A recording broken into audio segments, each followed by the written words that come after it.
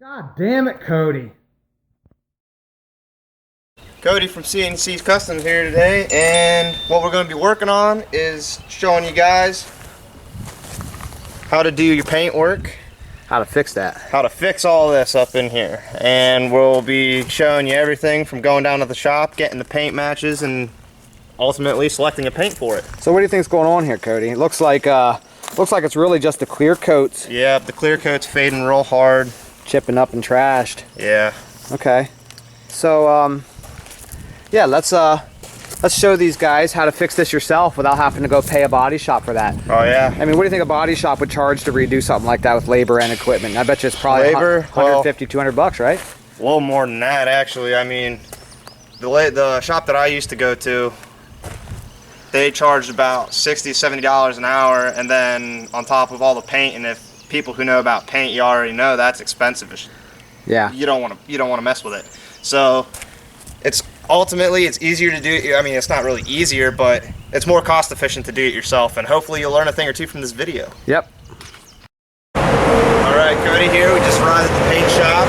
About to go in and see what's up. Okay, went in, getting the paint code for the guy on a Chevy Camaro. It's right outside the driver's door. BC/CC stands for base coat, clear coat, and the number is U8555. Try to zoom in here at the lighting. There we go. So that there gives us our color combination that they'll need inside to mix us up the perfect paint to match. Now we'll head in and they will get us the paint mixed up in a touch-up bottle. Yep. And a can that we can take to the next stop and get some spray paint cans made up. That is the way we're gonna do it. All right, we're back out of the paint store. Unfortunately, we couldn't get any footage in there. We didn't have our spy glasses with the camera in the middle of them, and they didn't want to be on camera. So here's what we got. Smallest that they make. It's a pint. Yep. And that'll last us plenty long. We'll get a couple cans made up. We'll show you that step next. And we got a touch-up bottle. Cody's got that. That'll have a little brush in it and a little marble so you can shake it up, you know, for touching up spots. So that's step one. The right paint code, the right paint, and now we go get it put in cans, and then we're going to show you how to pick up from there. This is going to look pretty awesome when we're done. And so far, we're way ahead of the estimate. We have about 22 bucks, I think it was. Yep, 22 bucks. 22 bucks invested so far in that paint can there. That's a full pint, and that little brush thing. So, like we said, it's probably going to be $150 to $200 minimum to have a paint shop do this. And we have to buy a couple more things, but we're gonna come out ahead. All right, so we're pulling in here to the next place. This is the place that I used to put the paint from this pint into aerosol cans. Mind you, this will not be spray paint. This will be regular one-stage car paint in an aerosol can. It works really well. It's a high quality. I got to go in and check if these people mind if they're on camera. So Cody's going to take the camera here and shut it off, and I'll go in ahead of him and find out. Either way, we'll show you guys what the cans look like. Hopefully these people are not as picky as the last place. We'll get some footage here for you. So, one in there and got our paint stuck into cans, and some sandpaper and some masking tape. What did we get for sandpaper? 1,500, 1,000, and 800? Yeah, that's correct. And we already have some rougher stuff. So that was about 47 bucks in there. Yeah. So we're right around 50 and 20, so we're just right around 70 bucks so far. Yep, and then the rest is on us, man hours. Man hours and newspaper. Yep. Okay, so we got our stuff to do the spoiler paint correction. What you see Cody going here now is we're going to be doing some light sanding on this to get rid of some of the roughness. And we don't want to overshoot and mess up the other paint. So you're going to see him going along with this 2-inch wide masking tape and kind of hugging as close as he can. We will be protecting all the rest of the paint. Once we have this completely masked off, we'll then come back and show you some of the light sanding and the different grades we have here of sandpaper. We have some 800, some 1,000, and some 15. If you don't know, which you should know, the higher the number, the finer or less scratchy the sandpaper is. So usually you start with something a little rougher and work your way down before your paint. So we'll pick up the footage here in a minute with this taped off completely, and showing you the sanding. So what we'll do is we'll sand this all out with some 800, wipe it down, appraise it, you know, take a look at it, and then we'll probably jump down to some 1000 and we'll pick the video up then with some 1000. I got 2 pieces.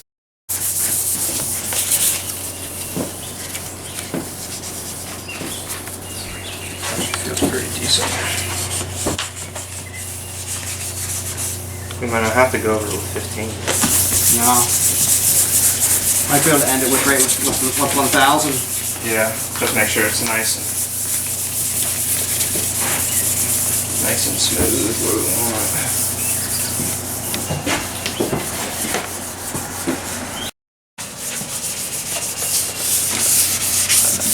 This is actually coming out a lot nicer than we thought it would.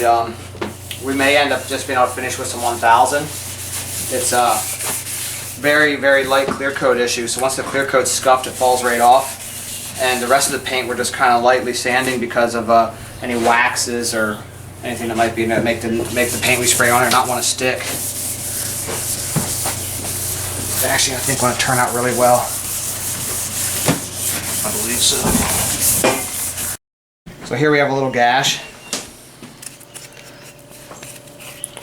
This stuff just comes out kind of like a toothpaste. Just put a little bit there. And we'll just use a piece of cardboard or a spreader if you have one.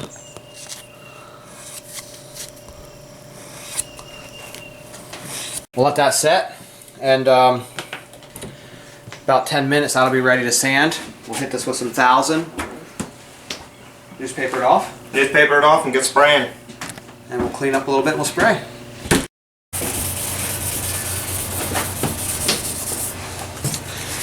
Now, we got quite a bit on here we didn't need. So obviously, want to sand that down. Focus on just the spot where the issue was.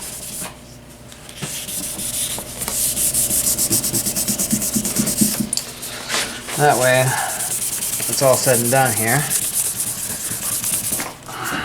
It'll end up looking smooth as Cody's legs. Oh my god. Like a baby. Like a baby. Alright, we have it all sanded out, nice and smooth. We took some black thinner over it to get all the dust off and all the wax and the grease. So what Craig's going to be doing now is we got our black paint we got from the paint shop in a can, and he's going to do a first coat, do it nice short bursts. You just want to put a real even first dusting on. This helps give you something for the other coats to bond to, and it helps with avoiding runs.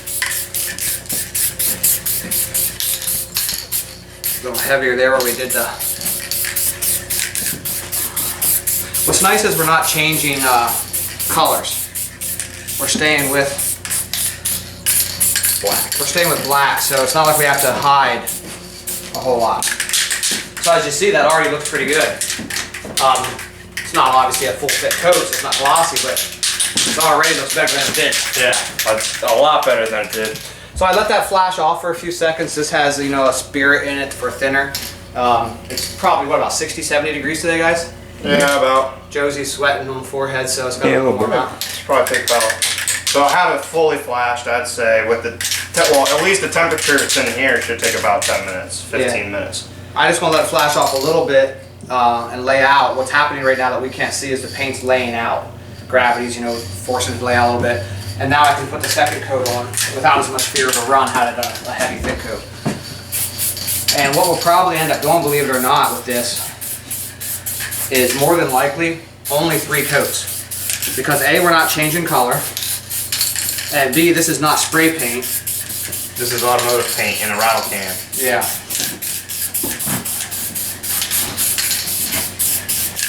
And we're overlapping coats with short burst to keep the overspray to a minimum.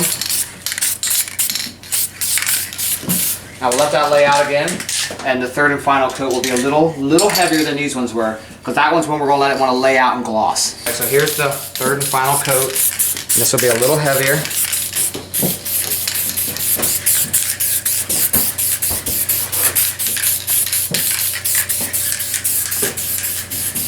A little bit.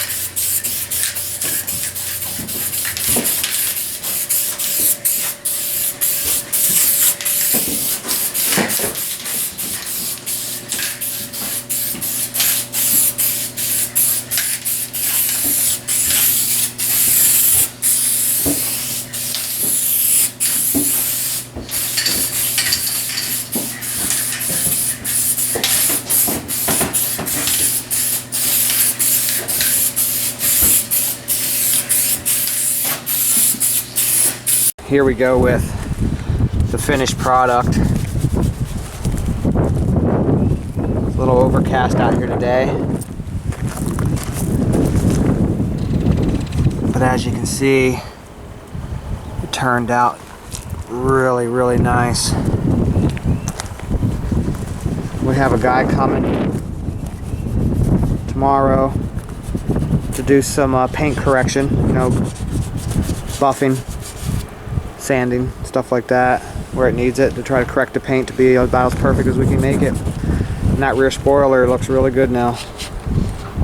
So that's how you fix when your paint has lifted off your spoiler or the clear coat's chipped off and everything. We've spent about $70 on supplies, but we have a lot of the supplies left over. We still have one of the cans of paint left over and probably half of the other one. Sure, we're going to be using that on the skirt. So when you actually calculate the actual cost of items spent, even though we had to spend $70 for everything, like the sandpaper we bought in big packs, we used like 3 sheets of sandpaper, maybe 4, and a half a can of paint, and some other, you know, a little bit of paint thinner and stuff. We probably have less than, I'd say $15. Yeah. 15. If you buy your sandpaper in single sheets, yeah, you'll only need to be buying at least. We found that we only needed to use 800 and 1,000. Yeah. So you would only need to buy 1 sheet of each, and you shouldn't be looking at more than, I don't know, what would you say, $5 a sheet? Yeah, it's a If couple you get the dollars. big ones? Yeah, it's a couple dollars a sheet. So, like I said, about 15, 20 bucks. 15, 20 bucks to fix the spoiler yourself with automotive paint. That's not coming off there like spray paint will, and that's a lot cheaper than paying a body shop or somebody to go ahead and respray that for you, do the work. All right, so that's it. That's how you fix the spoiler. So we were going to do a Techisode today on how to repair the crack we showed you guys all in the side skirt on the Camaro. But somebody that'll remain nameless forgot to shoot some footage while I was working in the garage. So we're kind of catching up to where we are right now with it. You all saw the crack, so that's not a big deal. Basically, tell them what you've done here so far, Cody. Alright, what we did here is we prepped it down a little bit, sanded it. Then after we sanded it nice and low and got it where we wanted it, we put fiberglass over it, which is basically just a stronger Bondo. It's the Bondo that comes with the fiberglass hairs already all ground up and ran through it. And laid that down, mixed it with the hardener.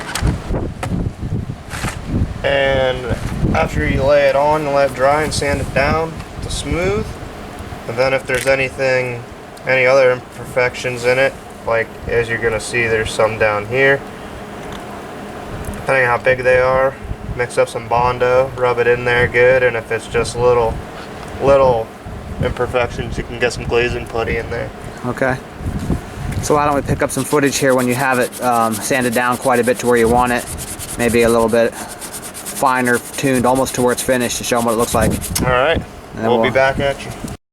Okay, so where are we at here, Cody? Looks like you stuck some more on there. Yeah, what happened was when I sanded the fiberglass down and feathered it out to where I wanted it, there was still some pretty good sized chunks in there that needed filling in, but it wasn't bad enough that you needed to go back over it with fiberglass. Yeah. Fiberglass is what you should use when it's completely fucked. split open. Yeah, and you're talking fiberglass as in the stuff that's already in the putty, not like sheet fiberglass. Right. Right. Like fiberglass filler is what I'm talking about. And then there's still a little bit of imperfections in the filler, so I went and got the regular old body filler, the Bondo, most people know it as, and slap some of that on there to try to fill up some of those holes. And now what we're going to do is sand it flat and see what it looks like. Make her look pretty again. Yeah, nice and flat. Alright, well, we just got done with the final little bit of sanding after the fiberglass filler, and I had to put some Bondo on it to fill in some holes, and then there was some little pinholes around here, so I put some glaze in there, and that really made it look nice. I mean, it doesn't have paint, but if you're here to feel it, feels like new. So now we're gonna come in here. Get out of this wind. Yeah, get out of the wind for sure. We're gonna wash it down with soap and water, and then we're gonna lightly take 1,000 over the whole side skirt. And then after we do that, we're gonna take some paint thinner over it, and then we're gonna tape it off and paint it. See how it looks after that. Okay, we'll pick up then, huh? Yeah. Okay, so we brought the Camaro inside, and Cody's taping it off. We're going to do the same thing we did for the rear spoiler. We're going to paint that whole lip though, that whole side skirt, so that it blends nice. So what do we got to do yet, Cody? Tape it off a little bit more and then wipe it down with some paint thinner? Yep, that's about all we got to do yet. Same principle here. Light tack coat for the first one. It's been wiped down with paint thinner. So do a light tack coat, a little heavier where the blemish is, so it gets a little more coverage. And then we'll follow up with 2 to 3 coats, medium coats, to see how it looks. And probably finish off somewhere in the, this one shouldn't take as much. I'd say probably 4 coats tops and it'll be done. First thing we're going to do is lay down a tack coat.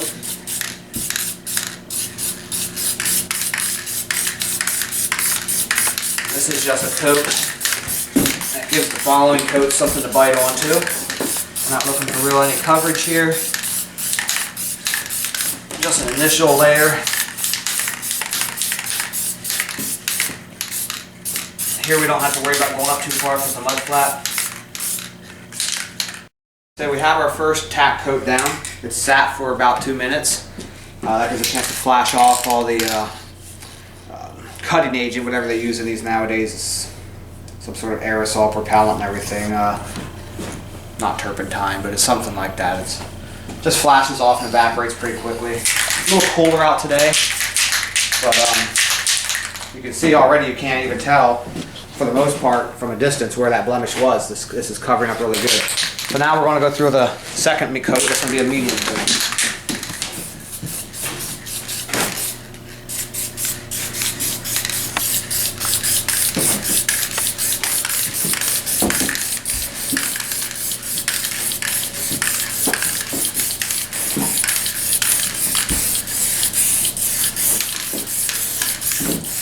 Remember to do long overlapping strokes so that you don't get a spot. That's got a little bit more than the rest.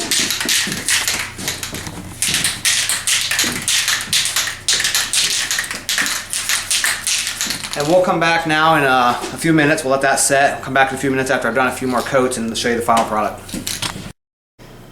Okay, so that is our third and final coat. Now remember, this thing had a big old crack in it.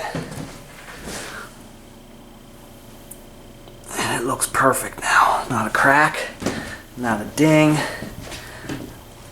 not anything. It looks just like brand new. All with a rattle can, all done by yourself. And it's perfect.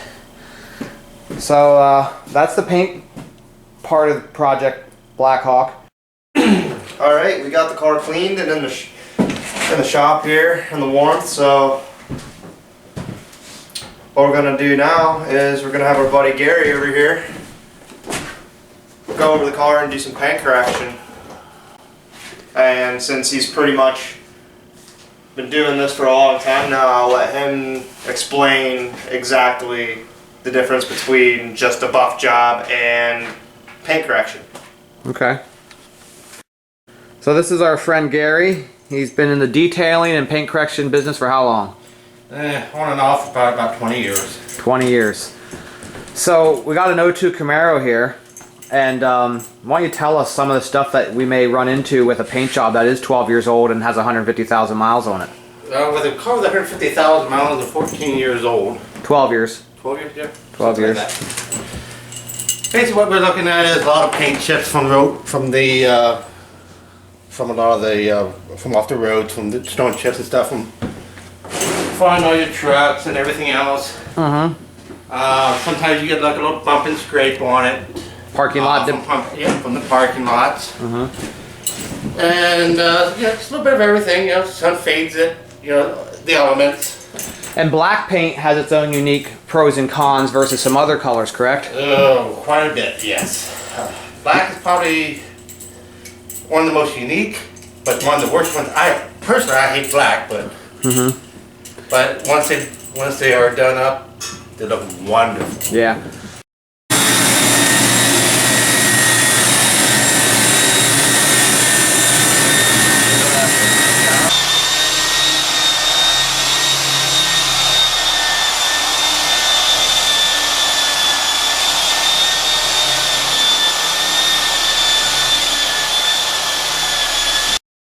Just a short little update here showing you guys how she's coming along.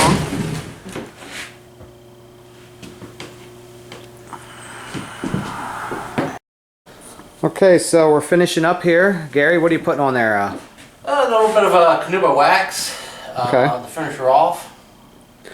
That's what you have all over the back here right now that you're wiping off? Yep. Well, let me give everybody kind of just a glance over how good it looks here. You see how well the car, the reflection of the camera in it. How well she turned out. She turned out really good. You can see all the reflections everywhere. For black, it's not so bad. Okay, so Project Blackhawk has got its paint, body work, and correction all done. It's as good as it's going to get for as old of a car it is and how many miles it has. But it's you know, as far as cars with this mileage go, as far as cars in this area go, this car is probably up there in the better of them. What you say, Gary? Yes, I would. For the mileage and the year, and being the original paint, it actually looks really good. For being. Somebody's going to be a lucky person to get a car in this good a shape when they buy it off of us. Oh yes, I would say so. Okay, guys, so that's it. Paint correction's done. Bodywork's done, the little it needed. And now she's getting finished off here with little Canuba wax. And that's it for this Techisode.